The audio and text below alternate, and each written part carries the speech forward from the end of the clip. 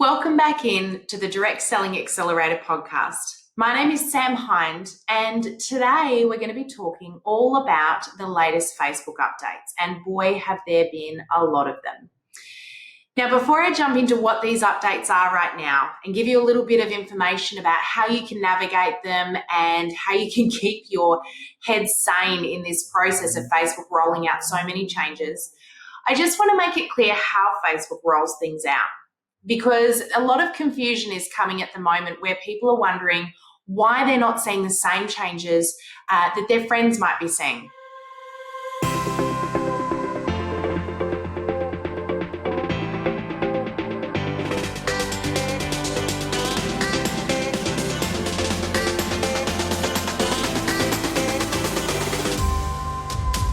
So what generally happens when Facebook rolls changes out is that it slowly releases things.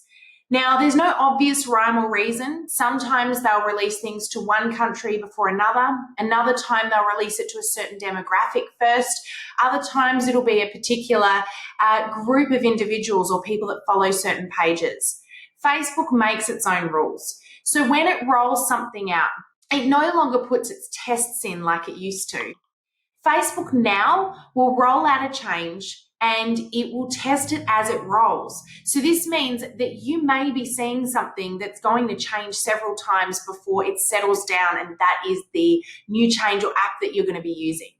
This becomes a real problem because we'll see something come out on our Facebook business page, we'll start to get used to using it, and suddenly it disappears and changes again. It's no secret that Facebook loves to make changes and adjustments. We talk about this a lot in our training. It's one of the main key frustrations of most of us out there when it comes to using Facebook to run our business or to promote to our audiences, particularly as we get better at doing that, because we become so reliant on the way that things are working that when Facebook makes a change, and it will, it really frustrates us because we have to relearn it all. Well, the trouble with this is it's not going to stop changing, so we have to change our headspace. I like to think of it as an opportunity to get excited about new and exciting things coming. I have to, because if I don't, it does my head in, and I'm sure it does the same thing for each and every one of you guys too. So let's have a little bit of a look at some of the changes coming out right now. Now, unfortunately, I can't demonstrate a number of these to you because I still haven't received them, as probably many of you haven't either. But we are seeing the results of these things coming out on social media. So I want to tell you guys a little bit about them. The first one that's probably the greatest frustration to so many of our students in our courses at the moment is the rollout of the new live stream feature on desktop when you're using Facebook. Now, previously, when we go and use Facebook Live, we simply click Facebook Live. It brings us into a little pop-up where we click Go Live, and it's pretty much as simple as that. You chuck a title of your video in, maybe a couple of little basic details about what you're going to be talking about. You hit Go Live, and that's it. You're live. You're speaking on camera, live stream to your fans and followers on your page. Well, Facebook thought that was all too simple. So it's brought in a new live stream feature that when you click on Go Live, suddenly you get all of these options, all of these extra tools and features, which to most of us seem quite overwhelming. Where do I go? What do I click on? What do I do? Now, this is changing frequently at the moment because they are ironing out some little bugs, and believe me, there are a few bugs going on right now. In fact, if you don't have the current Google Chrome browser, if you haven't updated your Google Chrome browser, it's likely you won't be able to use your current webcam to use this live stream feature. So there are a number of issues going on with it at the moment. But here's my little tip. It is still as simple as hitting Go Live. Sometimes we can get so absorbed and drawn into all of these different buttons and features that we start to overcomplicate it, and it feels quite overwhelming. Quite rightly so, because it does look overwhelming. But ignore all of the buttons. If you don't know what they mean, you don't really need to use them. Just make sure you're using your right webcam and your right microphone, and then go ahead and hit Go Live. The rest you can work out as you go. You can't really break it. If you are having a lot of trouble with the desktop version of Facebook Live, use your mobile phone because that hasn't changed. You can use your live on your phone just the way that you used to do it. But I will say on the flip side of that, there's some really great new tools available in the new live stream feature. For those of you that are in our Accelerator membership, we've got a little training that we've recorded on navigating you through that new live stream and showing you exactly how to use it. So if you're interested in that video, jump on in and check out our new Accelerator membership, and you are welcome to jump in there and do that training. But otherwise, get in and have a play. It's the easiest way to learn. So let's talk now about the new Creator Studio, another one that is driving people insane. Now, let me just put this out here. Creator Studio isn't actually new. It's been around for years, and we've been teaching it for years. But what has changed is Facebook is now creating an automatic default. So when you go to publish something on your business page, you will be automatically taken into the Creator Studio to create that post, which means to do majority of your business page posting now, you won't actually be able to do it through your standard Facebook website. You're going to have to go into Creator Studio to do it. So a few of you right now are going, oh my gosh, my head is exploding. What do you mean, Sam? Basically, not everyone's had this rolled out yet. I'm in the middle zone. So what they did was, with this new feature, they rolled it out in stages. So at the moment for me, I can create a post on my business page, but if I want to schedule my post, I have to click on Publishing Tools, which you'll find in the menu bar at the top of your business page. When I go to Publishing Tools right now, what I see is an option to use the old Publishing Tools feature, but it prompts me at the top to switch to the new Creator Studio. So if I switch across to use the new Creator Studio, then I can see the new feature that everyone is eventually going to be forced into using. It's a good idea if you are in that in-between phase right now, it's a really good idea to get in and start playing with the Creator Studio before you are forced to, because at least then you can use it and get familiar with it before there's no other choice. It's the same with the live stream feature. Not everyone has that new feature rolled out yet, and you can actually still, for some of you guys, default back to the old version of Facebook Live. I would encourage you to start playing with the new ones because you're going to have to eventually. Now, the new Creator Studio, although the layout, it looks completely different, it still has all of the same features to schedule your posts, access your drafts, see your Facebook insights, all of those wonderful things. They're just located in slightly different places. Personally, I'm actually a big fan of the Creator Studio. I think it's laid out in a much easier way to navigate and use than the old version of the Publishing Tools. And certainly it's easier than navigating your Facebook page itself because there's so many distractions in there. So I feel that I can be a lot more productive when I click across to the Creator Studio because I can simply go in, create all my posts for the week. I can see the important things like my insights, etc. And it's easier to navigate and stay focused on the work at hand instead of getting distracted by my Facebook feed, which is a problem for all of us. So get in and have a bit of a play with that. If you haven't received it yet, you'll notice this rollout is based on your business page. So what we found, because we manage around about 40 different business pages, some of them are automatically defaulted right now to the Creator Studio, while others aren't. So it's not based on me, the user, it's based on the business page as to whether you have to use it yet or you're in the middle ground and you can still choose which option you use to schedule and create your posts. Again, don't panic. All of this is going to become clearer as you get in and have a bit of a play. For those that are in our online trainings, we've got plenty of tutorials for you guys.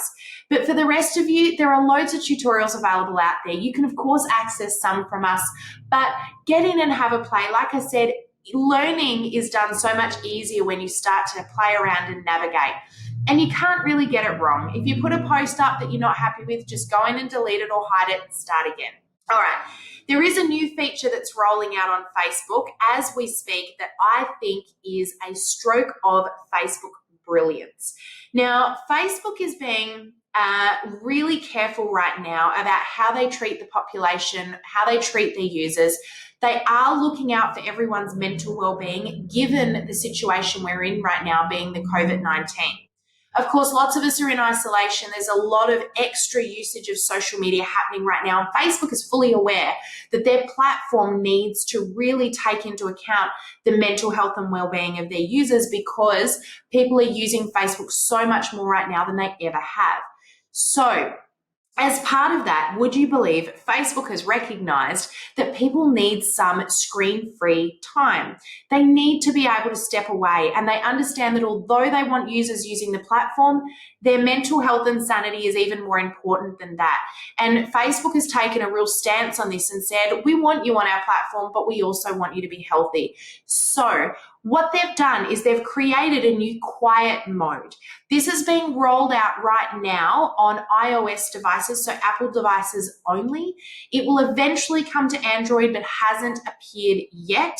There's no estimated time on arrival at this point, so just watch this space. But what this mode means is that you'll be able to select a simple option to hit quiet mode on your Facebook, which will mean that it pauses or quietens any notifications from Facebook at all. So you don't have to go in and change all of your settings permanently. You can simply hit the quiet mode and it will just tell Facebook to pause all of your notifications for that period of time that you want to be in quiet.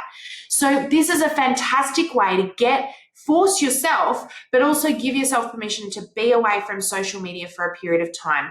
And I love that Facebook has recognized this. I've got so much respect for them. I know that everybody is in a very different place right now, and I just love that Facebook is adapting not only to benefit itself, but also for the benefit of the users. So for me, this is a big plus, and well done, Facebook. I'm super impressed. So the next one that you might have been seeing floating around just a little bit is this new avatar feature. Everyone's got these new little cartoon characters appearing on their Facebook feed. And some of you might be sitting there going, I don't know how to do this. I don't get what this is all about. Why isn't it appearing for me? Well, don't worry. You're probably not going crazy. Not everyone has this feature yet either. It's just another one of those steady rollouts. So eventually you'll all have the feature. But there's a couple of things that you can do. If you're thinking, hey, I really want to create my avatar and I want to play around with my little cartoon character and I want to fit in with the crowd, well, you can go in and just make sure that you've updated your Facebook app. If it's been updated and you still don't have it, just be patient. It'll rock up eventually. For those of you that do want to use it, the way that you access it is to hit on the little hamburger, which is the 3 lines down the bottom right-hand corner of your phone. When you're sitting in the Facebook app. So you click on that and then you'll see an option to see more. And then underneath that, it will be avatar.